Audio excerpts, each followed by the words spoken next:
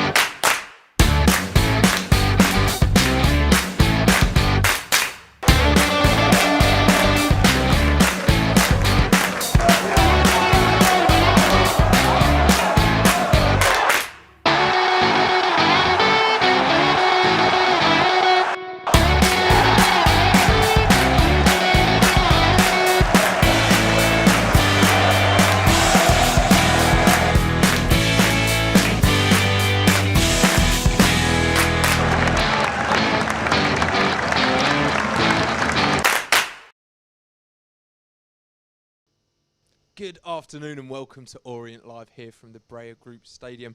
I'm joined by Andrew Butler and Brendan Pitcher, and the O's are looking to build off of 2 fantastic cup wins as we return to league action against Rochdale. And Brendan, it is a really good chance for the O's to return to league action, hopefully with a win and hopefully to see an uplift in our away form.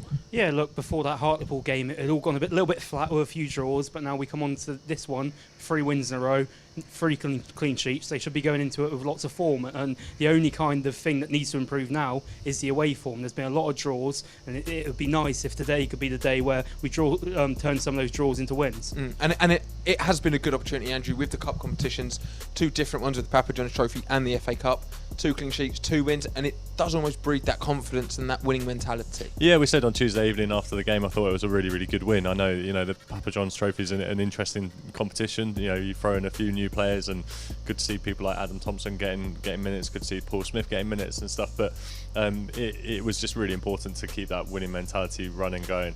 And that Ebbsfleet game last Saturday was another really good win. Ebbsfleet came into that game with 7 wins on the bounce, albeit in a League 2 divisions below us. But it was good to get that job done. And I think we should go into this game with a fair degree of confidence. Absolutely, and we've seen a fair few different players feature. Kenny hasn't played around too much with the squad, but we've seen a few youngsters thrown in there against Charlton on Tuesday, and he probably has been given a few thoughts over who he does select for today's game. Yeah, they're good headaches to have, aren't they? And a number of players acquitted themselves well on Tuesday who haven't had much game time recently. But ultimately, the last league game was the 5-0 against Hartlepool, and you're going to be pretty disappointed if you're being dropped from a league game after you've just won 5-0. Absolutely. Well, Kenny has had a few selection headaches, and he has gone for his starting 11 to face Rochdale this afternoon. So let's take a look at the starting 11. In goal, number 22, Lawrence Vigouroux. Number 2, Tom James. 8, Craig Clay. Number 9, Harry Smith. 10, Dan Kemp. 11, Theo Archibald. 15, Alex Mitchell. 16, Aaron Drinnan. 19 and captain this afternoon, Omar Beckles. 25, Shad Oji. And 26, Hector Cipriano. And on the bench for Orient, Byrne, Wood, Happy, Thompson, Pratley, Satiriou and Nkrumah. So it's just the one change following from that 5-0 victory against Hartlepool in the league, with the Hector Cipriano coming in for Darren Pratley. And does that surprise you much, Andrew? To a certain extent, yeah. I think it does. Leaving the captain on the bench is always quite a big statement. But as Brendan said, these are good headaches to have. I think Hector's done enough to get picked in the starting 11. I think he's shown that added maturity. He's adding more and more to his game. I think we're all quite big fans of him. In a personal respect, I think he's a really really excellent player. Like definitely one that I want to see at this club for as long as possible. I know that he'll probably will. Well, his ceiling is potentially huge as well. And Clay was, I thought, fantastic against Hartlepool. So I think it's a big call, but I think possibly the right one. And that change does bring the average age of the O's side down a little bit, Brendan. And it's obviously seen the captain's armband go to Beckles. But it is a young side for the O's today, and I think it's also a young side for Rochdale. Yeah, I came into this one thinking that Orient might have the upper hand today in terms of experience, because Rochdale, their average age of their starting lineup today is 23.7. But with Pratley being dropped to the bench today, it brings our average age down by a lot as well. We're at 24.1. So it's going to be a game full of young, talented players with hopefully a lot of energy in as well. Absolutely. And we've seen on Tuesday night Paul Smith return and actually get off the mark with a goal, but it looks as though he's now out with a slight niggle. That's a shame to see, but we're still blessed with strikers on the pitch and on the bench who can get in amongst the goals, Andrew. Yeah, totally. And obviously with Drinan scoring a hat-trick against Hartlepool, he'll be right up for it again, and scoring against Ebbsfleet as well. He looks like right on the mark, and I think he's been good this season. He's now our top scorer with 8, and we've also got Harry Smith who's got 7.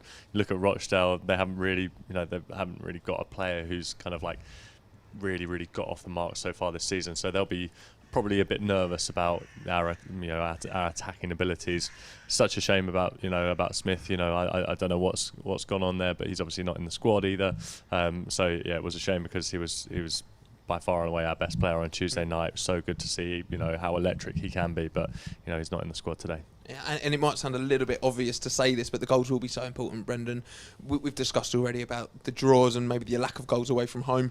We've seen so many at home. It's just now trying to make it click away and try and up that away form. Yeah, there can be no question about our defensive record. We've got an amazing defence, one of, if not the best defence in the league if you look at the statistics. But it's all about putting it at the other end and getting it to click in attack. And we saw when it does click in attack, like we saw against Hartlepool, when we press high up the field and we win the ball, it really can be spectacular. And if we can put in a performance like maybe one that we saw against Bristol Rovers a couple of months ago, a similar kind of level will be enough today, I think, to get us the 3 points against Rochdale. And Brendan's just touched on our defensive record there, Andrew. I know you've picked out Alex Mitchell as the key player for the O's today. He's got 7 clean sheets in 11 starts. That's pretty impressive from a young 19-year-old on loan from Millwall. Yeah, brilliant. I mean, he came into this club, and I know we joke about it a little bit because his first interview here was saying like people call me a robot, a bit of a meathead, but we're seeing some highlights of him right now, and he's just absolutely brilliant in these one-on-one situations. You don't want to be playing against him at all because he looks like he's tough and like really really tough to play against. What's interesting, and we'll see in a couple of these clips, that he people think that they can take him on one-on-one, and he's actually got a really really decent turn of pace. They kick the ball past him thinking I'll probably be able to take him on, and he's back there, and he's been really really good, kind of no nonsense, the type of player that you really really want in your team. But like you said, 7 clean sheets and 11, he's been a real asset to us, and I kind of like, I don't want to say I'm a bit nervous about what Millwall might be able to do with him. I'm not sure the terms of his loan as well, but I kind of hope that we keep hold of him for a bit. Because he's felt key, and he's kind of slotted in, and he hasn't really looked out of place at all. But he has been helped by those around him as well, Brendan. We've looked really good across the whole back line, no matter who steps in. Yeah, I think that comes with Kenny Jackett and Joe Gallen. Their first and foremost is they want to build have a solid foundation where they're going to keep clean sheets, and then the minimum you're going to do is get a draw, and that's going to be good enough to do pretty well in this division. So, like I said earlier, it's about kind of putting it together all together, because we've seen defensively we've been very, very good. If we can just improve a little bit attacking-wise, I don't see any reason why we can't push for those top 3 spots. It's really interesting with that because we've had 20 games under Kenny Jackett now and only lost 2.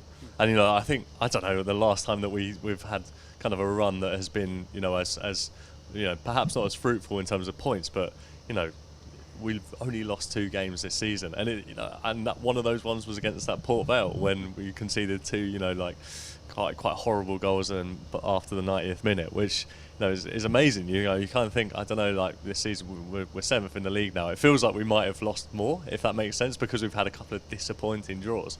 But to only lose 2 in 20 is quite some going. It has been good, and also just to touch on quickly, it also feels like we've had a new signing this week, and we've strengthened the defence again with Adam Thompson returning from injury.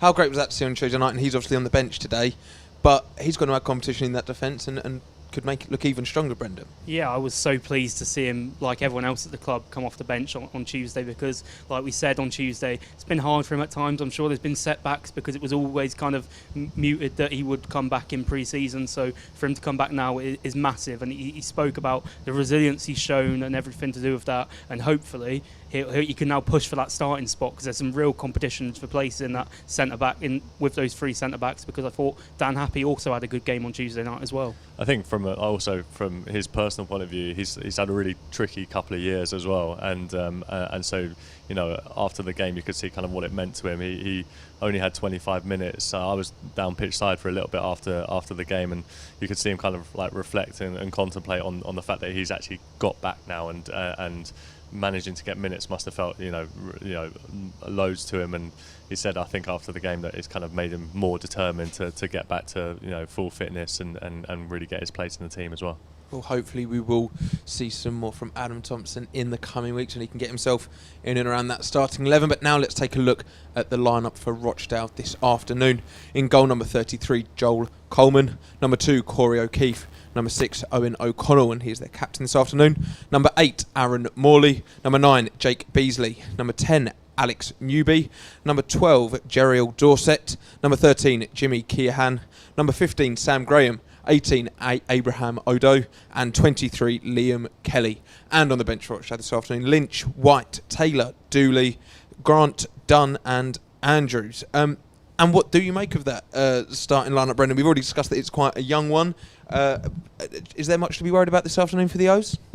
Rochdale are an inconsistent side. Look, they've got a pretty poor home record, to be honest. If you look at the home table in terms of who's got the best home record, they're 20th in the league, whereas away from home they tend to fare a bit better. And I wonder if that's something to do with having a young squad. They've got an inexperienced manager as well in Robbie Stockdale. It's his first job in the Football League. So if I'm Kenny Jackett, I'm coming into this one thinking maybe I can put one over on him today, and I've got the experience battle won already. So it'll be interesting to see with their young side coming up against our young side, and whether their crowd kind of turns on them a little bit, because they have been poor at home recently. And they're obviously off the back of a relegation as well, Andrew.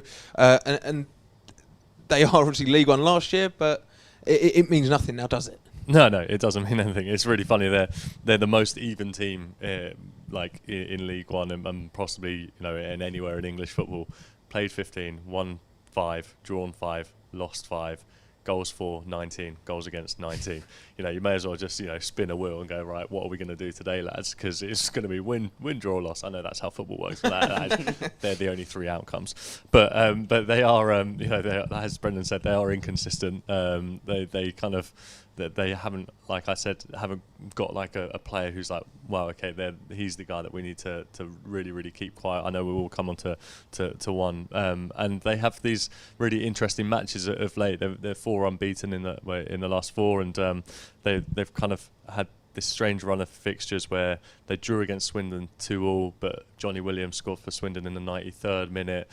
They beat Sutton United in the 95th minute. So, hopefully there's no kind of late drama, that benefits them. And, if it does, hopefully it benefits us. Well, it could go to the wire today. But Brendan, as Andrew just said, you have singled out a danger man today, and they play in a similar kind of formation to us. And there's someone that Theo Archibald might need to be mindful of this afternoon. Yeah, look, like we said, they play in a 3-4-3, slightly different, but still a 3 at the back formation. And the wing backs are key to that formation, like we see with our own Tom James. And their right wing back, Corey O'Keefe, has been excellent this season. He's very similar to Tom James, actually, in what he does. He's kind of solid defensively, but much better going forward. Basically, creates a lot of goals, creates a lot of assists. He's a real attacking outlet for them. And with us having Theo Archibald out there, he's played there a few times there now at left wing back, and he's done well. But he's still not a natural left wing back, and he's going to still be learning that position. So to have someone who, like Corey O'Keefe, who is probably Rochdale's danger man, up against him is a tough test for him today. And do you think that will be where the battles are won then today, Andrew? Because as we said, Theo's had a couple games at wing back. He's probably going to try and look to settle in there and really learn that position a bit more. And do you think that's key today, to have a good game and produce and defend? Yeah, I mean, good question. I wonder if our counterparts at Rochdale TV are talking the same about Tom James, and them going, well, Jimmy Keane needs a good game at left wing back because we need to keep Tom James. It could be like this amazing game of football where it's really outbalanced, on both wings. But I think Theo, like Brendan said, probably is still learning that position a little bit. You can tell that he kind of just wants to push on a little bit more than he wants to defend. But it'll be a fascinating battle, I'm sure. It certainly will. Well, Theo Archibald sits in the left wing back position after a certain Dan Kemp returned to the side following an impressive spell in the team, winning himself the Player of the Month as well, no less. So let's have a listen to Dan's thoughts ahead of this afternoon's fixture. Kempy, brilliant week and progression in 2 cup tournaments. Yeah, no, definitely. It's been a really good week. Obviously, winning in the FA Cup and then winning on Tuesday. So we're delighted that we're through to the next round in each. And for the club to get to the second round of the FA Cup and get a draw against Tranmere, what do the lads think of that one? Yeah, no, obviously we're delighted. In every competition we step into, we want to win. So to get into the second round, obviously our next step towards where we want to get to. So we're all delighted, and it'll be a good game against Tranmere. Midweek 2 wins is really good momentum to take into the league match against Rochdale. Yeah, no, definitely. Obviously, we haven't played in the league for a while, but we've got that really good win against Hartlepool at home. So it's important to follow that win up with another one, and we want to keep building that momentum in the league now. So no, we're really looking forward to it, and we're really confident.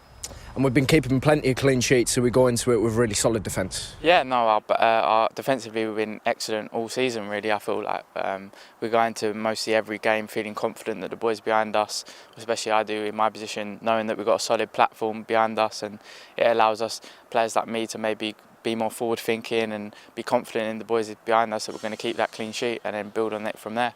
Travelling away from home, what can we expect from Rochdale? I think they're a team that's had previous in the league above, so they've obviously got quality players. It'll be a tough game away from home, but I think as a whole we know we can beat anyone in this division, so we go into every game really confident, and we want to pick up the 3 points. Top stuff there from Kempy, and another congratulations to him for winning the Orient Player of the Month competition. And we obviously had a Papa John's Trophy game on Tuesday, Andrew, and a few players featured in there, which has given Kenny a selection headache. Dan Kemp was one of those who played against Crawley, really impressed, and he's been flying ever since. So it shows how much of that competition we have within the squad, and if the players can take their chances, then it can really benefit us. Yeah, totally. I mean, we've talked about this on Tuesday night and already today about these being good problems to have. By and large, got through the game unscathed, and I'm really, really pleased for Dan Kemp because drop to the bench with the new manager, you probably start getting your head down a little bit and going, oh no, I'm not sure, what's going on here. But to kind of win your place back in the team and also keep that place, considering we started the season so well from an attacking point of view, shows full credit to him for sticking with it, being determined to get back in the team. But these are good problems to have. When was the last time that we were kind of had to argue about who we should be playing in a front three, and Archibald's now back at left wing back, but can still provide a decent attacking threat.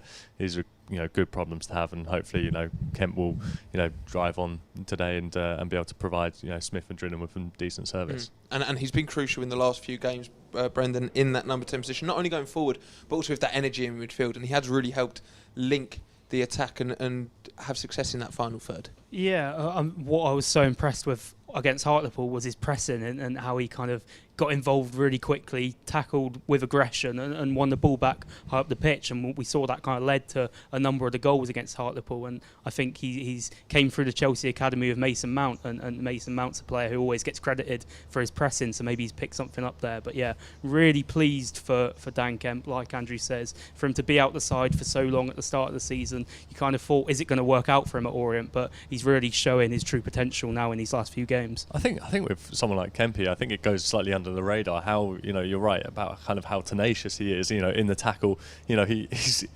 not, not the tallest, but he's, leaps for every header, wins actually more than he probably, should with height, with his height as well. And, he's pressing, he kind of plays a little bit in the tackle like a central defensive midfielder, because he's always like nipping around the players' ankles, wanting to get the ball, and it's a really, really big part of his game that slightly goes under the radar, I think. It is. And do you think maybe with today being an away game and obviously the last 3 wins coming at home in a row, it might be slightly tricky for him the way it's set up, the way the game pans out? We saw against Stevenage last time out in the league away, and it maybe is a bit tricky for him to get involved and to get on the ball. How do you think he combats that, Andrew?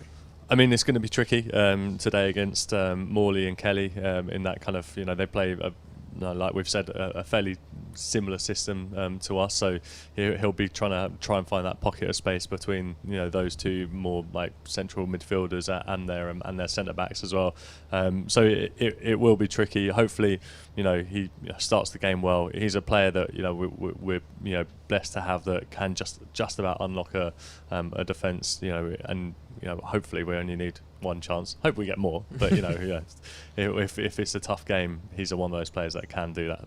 Well, hopefully Kempy can produce the goods this afternoon. And we've got some news for you since we went live on air. Orient have been drawn to MK Dons at home in the first knockout stages of the Papa John's Trophy. So do keep your eyes peeled on the website and the social medias for ticket and fixture information when it is released. And also just a little reminder about the Leyton Orient Lotto. In partnership with the Leyton Orient Supporters Club, we've set up the club lottery to help support the Orient Academy. So make sure you purchase your lottery numbers, try and get involved. There's a number of prizes to be won, including cash prizes and much, much more. So get involved, support the Orient Academy, and hopefully win some prizes. And look for the details there on the Orient website, www.leytonorient.com. Now then, let's take another look through the Orient starting lineup as kick-off is just under 10 minutes away. So in goal for the Orient this afternoon, number 22, Lawrence Figueroa. At right back, number 2, Tom James. Number 8, Craig Clay. Number 9, Harry Smith. 10, Dan Kemp. 11, Theo Archibald. 15, Alex Mitchell. 16, Aaron Drinnan. Captain this afternoon, 19, Omar Beckles. 25, Shad Oji. And 26, Hector Kiprianou. And on the bench for the O's this afternoon, Reece Byrne, Connor Wood, Dan Happy, Adam Thompson, Darren Prattley, Ruel Satiriou, and Dan Nkrumah. Now going through that lineup, Brendan, what kind of sticks out is the lack of changes Kenny makes in a wholesale sense.